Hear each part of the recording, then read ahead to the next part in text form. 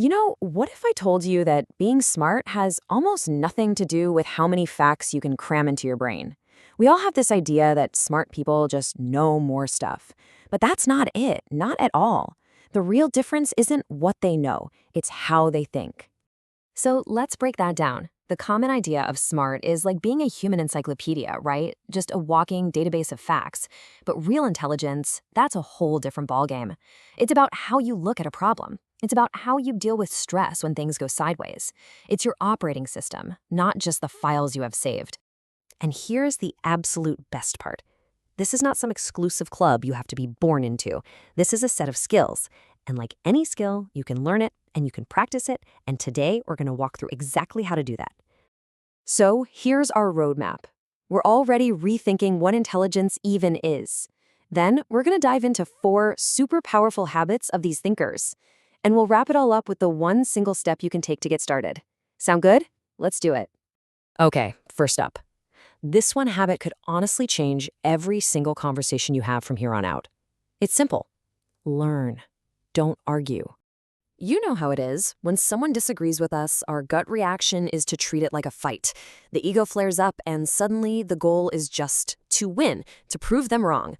But the smart habit is to completely flip that script. See, a disagreement isn't a threat. It's a free lesson. The goal isn't to win. It's to actually understand why they see the world differently. And here's a little magic phrase you can use, starting today. Help me understand why you think that. Seriously, it's not a trap, it's a genuine invitation.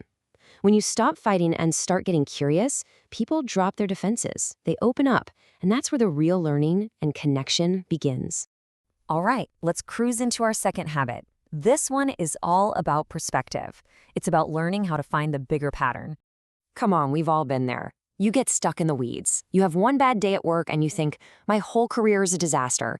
That's reacting to the single pixel. The smart habit is to zoom out, like you're pulling a camera back and look for the real pattern.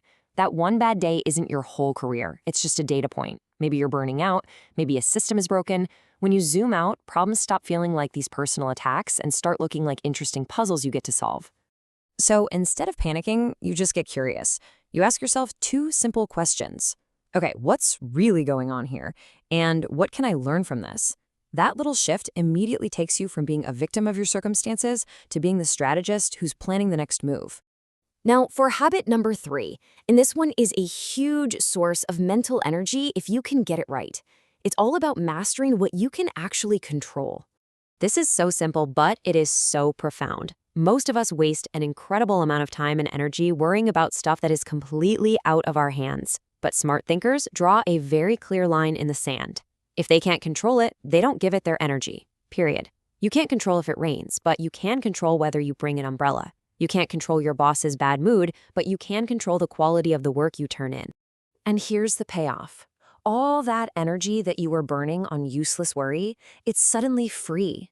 It becomes this massive reserve of fuel that you can pour into fixing the problems and improving the things that you actually can influence. It's a total game changer. All right, let's talk about our 4th habit. And honestly, this is one that most people are secretly terrified of. Leveraging the power of silence. We are totally conditioned to think that silence in a conversation is awkward. It's a void that needs to be filled immediately. So we rush. We say the first thing that pops into our heads, just to stop the quiet. But the smart habit is to get comfortable in that space, to lean into it. Because it's in that silence that you can actually think before you speak. And there's this amazing 2-sided power to it. When you pause before you answer, you're sending a signal that your response is thoughtful, which gives your words more weight. And maybe even more importantly, when you let others finish their thoughts without jumping in, you make them feel truly deeply heard.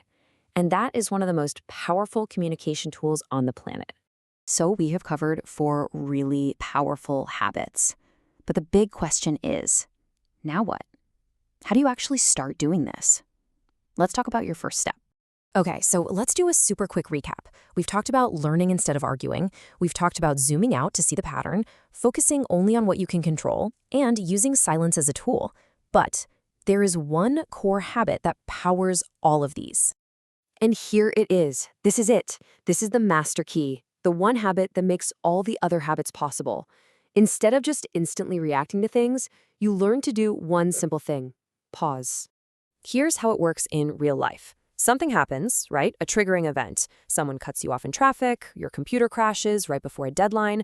The normal response is an instant emotional reaction. But the smart response is to insert a step right in the middle. A pause. Just one deep breath. That tiny little moment, that's everything. That's where you take back control. It creates the space for you to choose a smart response instead of letting your gut reaction choose for you. And let me be clear, this is not about being passive or weak. It is the absolute opposite. The person in the room who can stay calm while everyone else is freaking out, the person who thinks while everyone else just reacts, that is the person with the real power. Look, I know this can feel like a lot to take in, so please don't try to do it all at once. The secret to making any real change in your life is to just focus on one thing at a time. So I'm going to leave you with this question. Just one of these habits, which one will you choose to focus on just for this week? Maybe it's learning over arguing, or maybe it's just trying to insert that little pause before you react. Because real intelligence isn't about some massive overnight transformation. It's about starting with one small, simple choice to think just a little bit differently.